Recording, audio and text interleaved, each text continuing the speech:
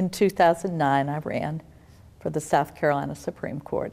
Now, I had run twice before. I had to run 3 times before I won, but the 3rd time was the charm. And I began serving in January of 2010 and just finished at the end of last month, at the end of February. What made you decide to come into a career that it used to be dominated by men? Well, when I went to law school in the early 70s, at that point in time, there were about 20% women at the University of South Carolina School of Law. Now, both law schools, Charleston and USC, are 50-50 women. In fact, Charleston is 60% women now. But when I went, it was more like 20%. And there were no women on the Supreme Court of the United States, and there were no women judges in South Carolina.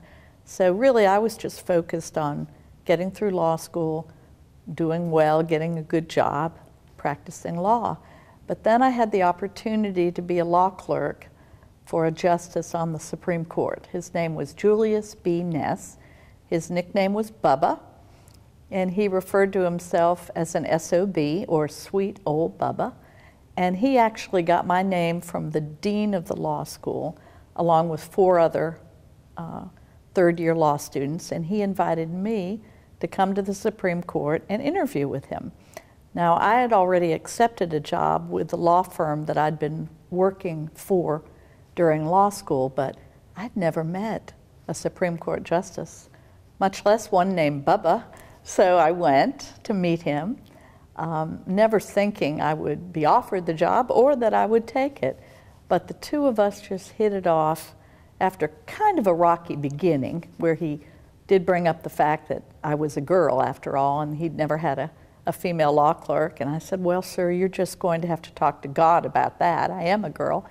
And he thought that was funny, and he laughed and I laughed, and he offered me the job. So he became my great mentor and friend, and that is what, my work with him is what convinced me that if I ever had the opportunity to be a judge, I would love to do that. But again, remember, there were no women judges in this state then, and none on the United States Supreme Court. But after I practiced law for a few years, I came here to Horry County and worked with Senator James Stevens, who was another wonderful mentor for me. And then there was an opening on the family court bench, and I was encouraged to run for it, and I did. So, but I'm the first lawyer in my family, let alone the first judge. So, no, it was nothing as a child that I ever thought about. My plan was to be a ballerina. So it's kind of a long way from that I ended up on the Supreme Court, but it's been a great, great, great ride. How do you think your parents feel seeing their baby girl not become a ballerina, but instead a judge, and well, even more than often, a South Carolina Supreme Justice? They were very proud. My parents neither had the opportunity to go to college.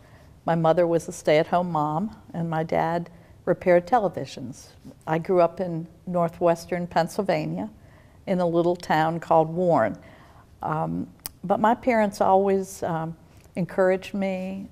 They raised me to believe that I could do anything I wanted to do. So when I went to college and fell in love with history, started thinking about what I wanted to do with that degree, I decided I wanted to go to law school. And it was not the typical career choice for women in the early 70s. Nobody thought it was a good idea except my mom and dad. People said very funny things like, oh, you'll get to be a legal secretary if you go to law school. And I thought, well, you know, I'm not going to go to college for 7 years to be a legal secretary. Or you'll get to be a law librarian. Or you'll marry a lawyer. This will be good for you. And I did marry a lawyer, but nobody except my parents thought that I would actually be a real lawyer and practice law, which was the reason I was going to law school. So, you know, I was very fortunate because I've often looked back and thought if my parents hadn't encouraged me, I'm sure I wouldn't have gone to law school, but they did. What does it mean to you going through some of the challenges, but your parents were there to support you? What does it mean to you, that support? You know, at the time, I didn't realize that everybody didn't have that with their parents. As I've gotten older, I have realized how lucky I was to have parents like that who, you know, and it wasn't that they were unrealistic about what I could do. I'm sure if I'd said I wanted to be the quarterback on the football team, they might have said, now, Kay, we need to talk about that. But, you know, they were just very supportive of my dreams, and I'm so grateful for that. So walk me through your experience in the South Carolina Supreme as a justice there. Mm-hmm. What are some of the wonderful things? What are some of the challenges that you've gone through? Well, when I was elected to the court and I began serving in 2010, the only other woman who's ever been on the court was the Chief Justice, Jean Toll, that person I mentioned before when we were elected on the same day. And so I joined one other woman on the court, and that was great. It's a 5-person court, and the justices are just wonderful. After about 7 years, she had to retire. She was in the position I am now. She had reached mandatory retirement age. So since she retired in 2017, it's just been 4 other men and me. And that's been different, being the only woman. But you know, they're great guys. They're smart. They work hard, and I think I can honestly say I love I love each one of them. So it's been challenging because our cases are hard. We are the Supreme Court, so we get the most difficult cases. I think the death penalty cases are some of the hardest ones that I've sat on. How emotional has it been for one of these cases for you? You know, the one that stands out to me, we did have somebody who wanted to be put to death. He did not want to pursue any more appeals, and we had to bring him in front of us and make sure that he was competent to make that decision and that he understood the consequences of that decision. That was tough. That was really tough. And, you know, he owned what he did. He didn't try to explain it away, although he did tell us about his very, very tough childhood. And he knew he had done something terribly wrong, and he was willing to pay the price for it. But that was tough. It was tough to hear him and watch him. But we ultimately decided that he could make that decision. So, yeah, it was tough. And also some of the cases, especially if they deal with children, some of the child abuse cases are really, really tough. I've seen some pictures, some autopsy photos. I wish I could erase them from my mind, but I can't. So those are tough cases. You know, we heard the Planned Parenthood case about whether or not the Fetal Heartbeat Act was constitutional. We make decisions about whether legislative enactments are constitutional or not. Those are tough cases.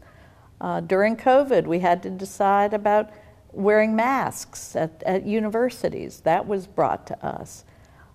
So, you know, our cases are hard and challenging. You ask what was one of the best parts of my job. Certainly my law clerks, because I have enjoyed getting to know these bright young lawyers and mentoring them.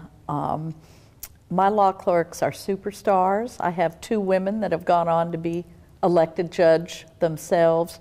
I have a young man from Conway who is he's head of all the bar examiners, the people who give the bar exam to the new lawyers. I have a law clerk, a former law clerk who lives in Spartanburg, and he's a member of the General Assembly.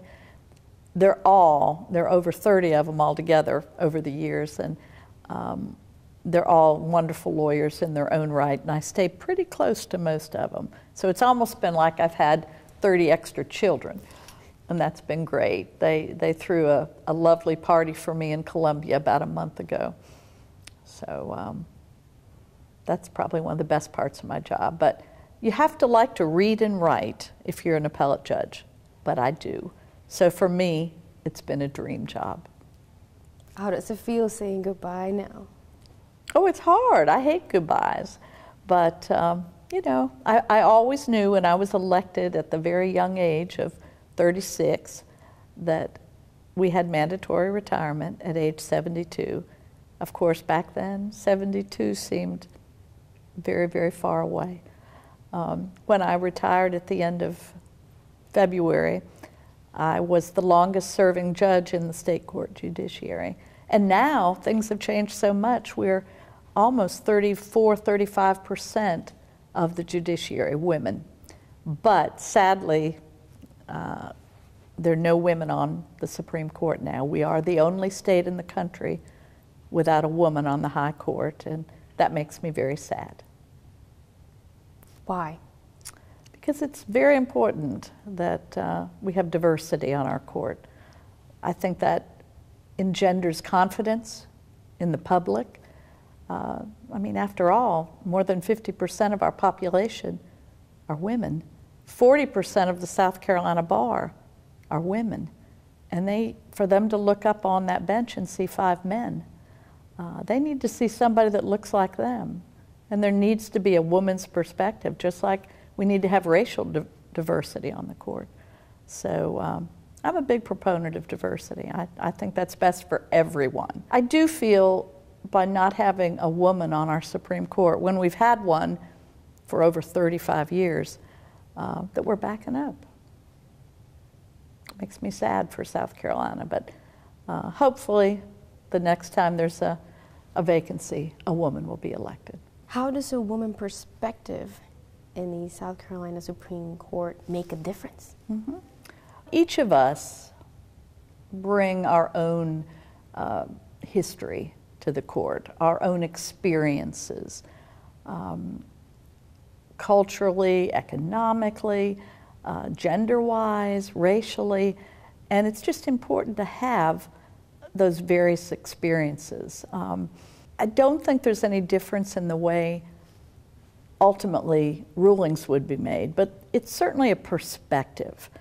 I can give you an example. We were, at the court, we were reappointing lawyers to a particular commission. It's one of the things the Supreme Court does. And there were 44 people that we were being asked to reappoint. Only 4 were women. And I said to my colleagues, I said, guys, I can't do this. Women are 40% of the South Carolina bar. And here they're not even 10% of the ones we're reappointing. Now, this is because these lawyers had been in the positions for a while. Many of them had been appointed 20 years ago when there weren't as many women in the practice. But we need to have a more diverse group.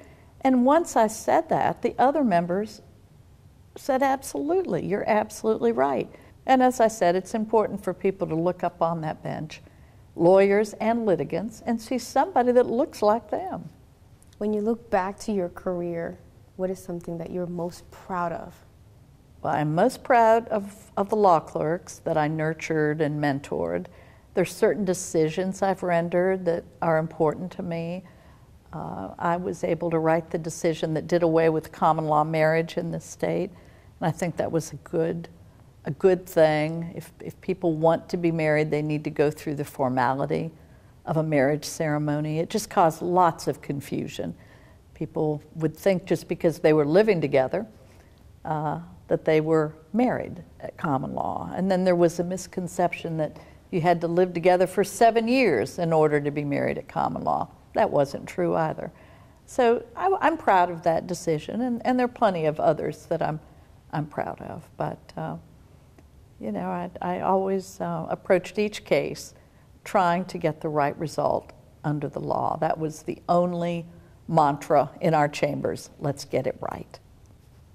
And you know, you created a pathway for young lawyers again. How do you feel? What would you like to tell to these women to keep going, to keep following their dreams, especially in March?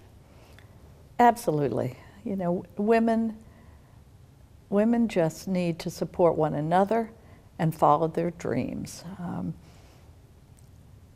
I have always believed that women can do anything that they want to do. They can be fighter pilots, they can be doctors, lawyers, judges.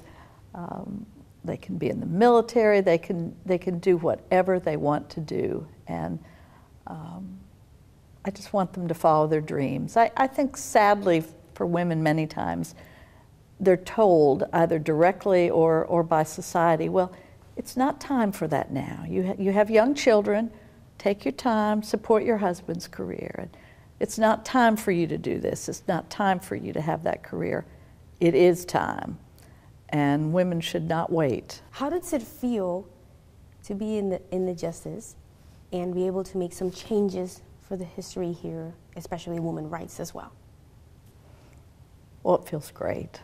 You know, I'm just glad that I had the opportunity to be on the Supreme Court for 13 years, and hopefully I've made a mark.